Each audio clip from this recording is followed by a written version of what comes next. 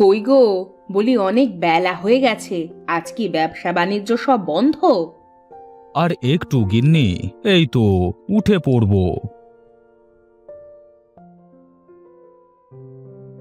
আর একটু বলতে বলতে তো সেই ভোর থেকে এত বেলা হয়ে গেল। এখন যদি আর একটু বলো তাহলে তো বেলা গড়িয়ে দুপুর হয়ে যাবে। আসলে এই যে ঠান্ডার মধ্যে কি ঘুম থেকে বিছানা ছেড়ে উঠতে মন চায় বলো গিন্নি? এ তো কে বলেছে উঠতে? থাকো না শুয়ে, শুয়ে শুয়ে স্বপ্ন দেখতে থাকো। আমি চললাম। কোথায় যাও গিন্নি? আরে শোনো শোনো। তোমার কথা শোনার মতো সময় এখন আমার নেই। এখন রান্নাঘরে ঢুকতে হবে, একটু দেরি হলে তো আবার তুল কালাম বেঁধে যাবে। আরে শোনো শোনো, একবার আসবে তো এদিকে নাকি? তাড়াতাড়ি বলো কি বলবে, তুমি তো জানোই মেজ বউয়ের মেজাজ। কি এত সুন্দর কানের দুল, এটা তুমি আমার জন্য এনেছো বুঝি? হ্যাঁ গো, এনে রেখে দিয়েছি তো। কিন্তু তোমাকে যে দেখাবো সে কথা তো মনেই নেই। বেশ বেশ, দাও দেখি আমার হাতে। কেমন দেখাচ্ছে আমাকে দুলজোড়া পরে? আমার কথা তো তোমার বিশ্বাস হবে না। তুমি গিয়ে আয়নার সামনে দাঁড়িয়ে নিজেই দেখে নাও। ঠিক আছে, আমি গেলাম তাহলে। তুমি দাঁত মেজে গোসল করে নাও, আমি ততক্ষণে রান্না শেষ করি। ঠিক আছে ঠিক আছে, যাও তবে।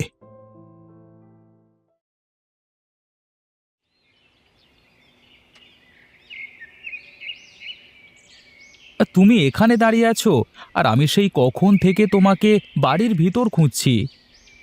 তা খোঁজবার কারণটা কি বল দেখি?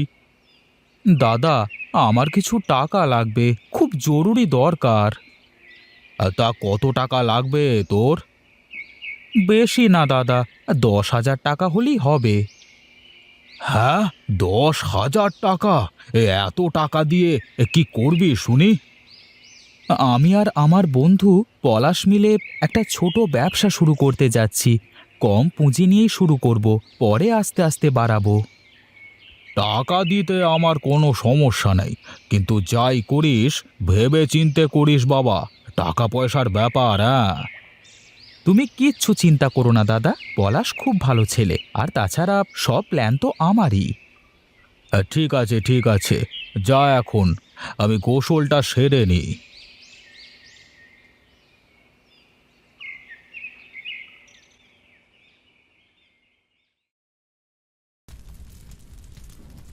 তোমার কানের দুলটা তো বেশ সুন্দর দিদি, কবে নিলে?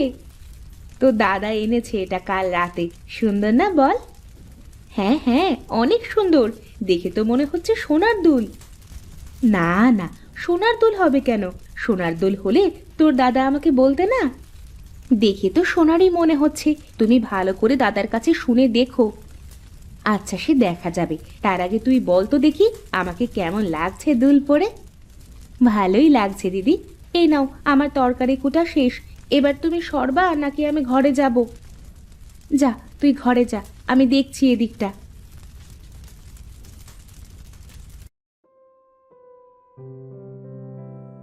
কি গো, রান্না বান্না কত দূর? এত বেলা করে রান্না করলে মানুষ খাবে কখন আর কাজে যাবে কখন শুনি? এতই যখন তারা, তখন নিজেই গিয়ে রান্না করে নিলেই তো হয়। কি ব্যাপার, তুমি এভাবে কথা বলছো কেন? তোমার কি শরীর খারাপ নাকি? শরীর খারাপ হতে যাবে কেন? আমি ঠিক আছি। আচ্ছা, কি হয়েছে একটু বলো না বউ। তুমি এভাবে মুখ গোমরা করে থাকলে আমার কিছুই ভালো লাগে না। দাদা বৌদির জন্য কত সুন্দর একজোড়া দুল নিয়ে এসেছে, আর তুমি তুমি আমার জন্য একটা ফিতেও আনো না। ও আচ্ছা, এই ব্যাপার তাহলে। ঠিক আছে, আমি আজই তোমাকে বৌদির থেকে দেখতে ভালো এমন একজোড়া দুল এনে দেব, কেমন? সত্যি বলছো তো? হ্যাঁ গো, সত্যি বলছি। দাদার কাছে 10,000 টাকা চেয়েছি, টাকাটা হাতে পেলেই নিয়ে আসবো। ঠিক আছে, তুমি বসো, আমি দেখি রান্না কত দূর।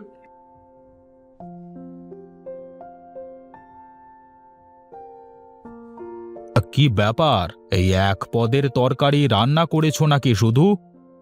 না গো, দেশি কচু রান্না করেছি, মেজবউ আনতে গেছে রান্নাঘরে। তোমার হাতে রান্নার তুলনা হয় না বড় বৌমা। আর মেজ বৌমা রান্না করতে গেলে তো তেলে ঝোলে করে ফেলে। ও আস্তে আস্তে শিখে যাবে মা, বাপের বাড়িতে কাজ করে খায়নি তো। যেসব মেয়েরা বাপের বাড়িতে কাজ করে খায় না, তারা শ্বশুর বাড়িতেও কাজ করে খায় না। কি যে বলো মা, কয়েকদিন সময় দাও, ও সব শিখে যাবে।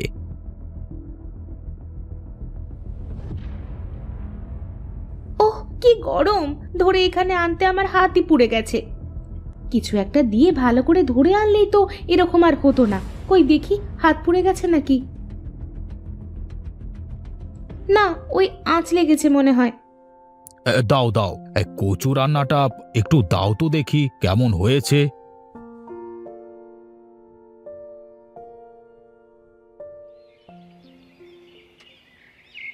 কিরে মেজো, ওখানে বসে বসে কি করিস?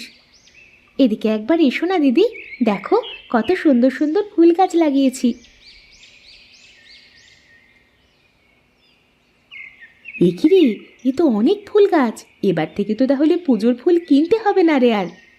হ্যাঁ দিদি, ভালো করে যত্ন করলে পুজোর ফুল কিনতে আর বাজারে যেতে হবে না। তা এটা কি ফুল চিনলাম না তো, গাছ দেখে তো মনে হচ্ছে কচু গাছের পাতার মতো পাতা। হ্যাঁ গো দিদি, এটা হলো কচু ফুল গাছ। দিনে দিনে আরো কত কি বের হবে, কচু গাছেও নাকি ফুল ধরে। এসো না দিদি, সত্যি বলছি, তুমি হয়তো দেখোনি কচু ফুল, কিন্তু তুমি জানো এটা একটা ওষুধি গাছ হিসাবেও কবিরাজরা ব্যবহার করে। তুই বুঝি আগে কবিরাজ ছিলি, নাকি তোদের বাড়িতেও কেউ কবিরাজ ছিল? না গো দিদি, আচ্ছা তোমার অত জানা লাগবে না, তুমি তোমার কাজে যাও। তুই এগুলো শেষ করে একটু হাঁড়ি পাতিলগুলো মেজে এনে দিস, আমার অনেক কাপড় চোপড় ধোয়া বাকি আছে।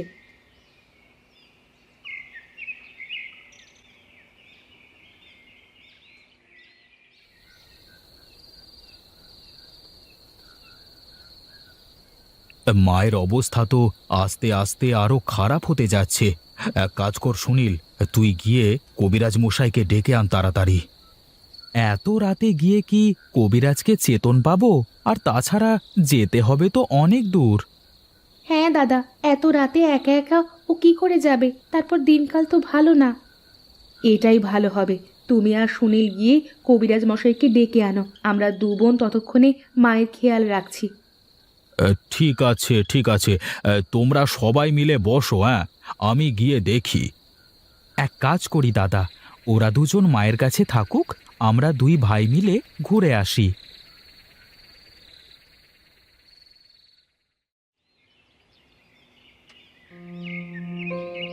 এটা হতে পারে না, এভাবে আপনি আমাদের ছেড়ে যেতে পারেন না মা। কি পোড়া কপাল আমাদের, গায়ে একটা মাত্র কবিরাজ, তাও এখন তাকে পেলাম না। বিনা চিকিৎসায় এভাবে মাকে ফেলে রাখতে হলো। এর থেকে বড় কষ্ট যে আর কিছুই হতে পারে না দাদা। তোমরা যেখান থেকে পারো একটা কবিরাজ ধরে আনো, যেভাবেই হোক মাকে বাঁচাতেই হবে। আমি একটা কথা বলবো, যদি সবাই কিছু মনে না করো। আমি বলি কি, আমার লাগানো কচু ফুল এখন অনেক বড় হয়ে গেছে, পোক্ত কচু ফুল দিয়ে রস করে জড়িবুটি বানিয়ে খাওয়ালে মনে হয় মা সুস্থ হয়ে যাবে। তোমার কি মাথা পাগল হয়ে গেছে নাকি? আন্দাজে তুমি কচু ফুলের জড়িবুটি খাওয়াতে বলছো? আমার মনে হয় মেজ বউ ঠিকই বলছে, এখন তো এছাড়া আর কোনো উপায়ও নেই। তাই বলে না জেনে না বুঝে এভাবে খাওয়ানো কি ঠিক হবে বলো? কখন কিসে কি যে হয় তা আমরা কেউ জানি না। দেখি না মেজ বউয়ের এই ঔষধ কাজ করে কিনা। যাও মেজ বউ, তুমি জড়িবুটিটা বানিয়ে নিয়ে এসো।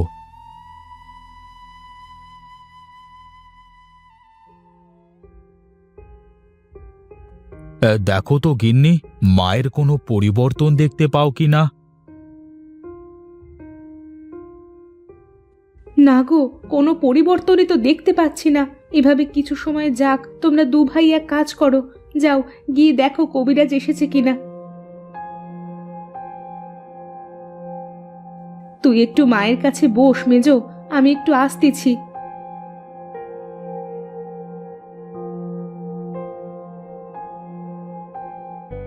দিদি, ও দিদি, কোথায় গেলে তুমি? একবার এদিকে এসো। দেখো, মা চোখ খুলেছে। দেখো দিদি, মা চোখ খুলেছে, আর কোনো ভয় নেই। তোর জড়িবুটিতে কাজ করেছে রে ছোট। আমি তোকে আরো কত কথা বলেছি ওই কচু গাছের জন্য। ছাড়ো তো ওসব কথা এখন। এই কি মা, এখানে দাঁড়িয়ে কি করছেন? তোর এই কচু ফুল গাছ দেখছি রে মা। আজ তোর জন্য আমি আবার সুস্থ হয়ে উঠেছি। আমার জন্য না মা, এই কচু ফুল গাছের জন্য। হ্যাঁ মা, আপনার মেজ বউ তো বদ্যি কবিরাজ হয়ে গেছে। গাছের ফুলে আপনাকে কেমন ভালো করে তুললো। হ্যাঁ রে মা, আমি এতদিন মেজ বউয়ের সাথে তেমন কথা বলতাম না, কারণ ও কাজ করতে চাইতো না। কিন্তু এখনো আমাকে সুস্থ করে তুলে আমার মন জয় করে নিয়েছে। এখন থেকে তোরা দুজন আমার দুটো মেয়ে। তা না হয় হলো, কিন্তু মা, আপনি আগে বলেন তো, আপনার অত গহনা দিয়ে আপনি কি করবেন? আমার সব গহনা তোদেরই মা। তোরা দুজনে সমান ভাগে ভাগ করে নিবি। চল মা, ঘরে চল, তোদের সাথে একটু কথা আছে আমার। এখানেই বলেন না মা, কথা বলার জন্য আবার ঘরে যাওয়ার কি দরকার? না না, সব কথা বাহিরে বলতে নেই রে মা, চল ঘরে যাই।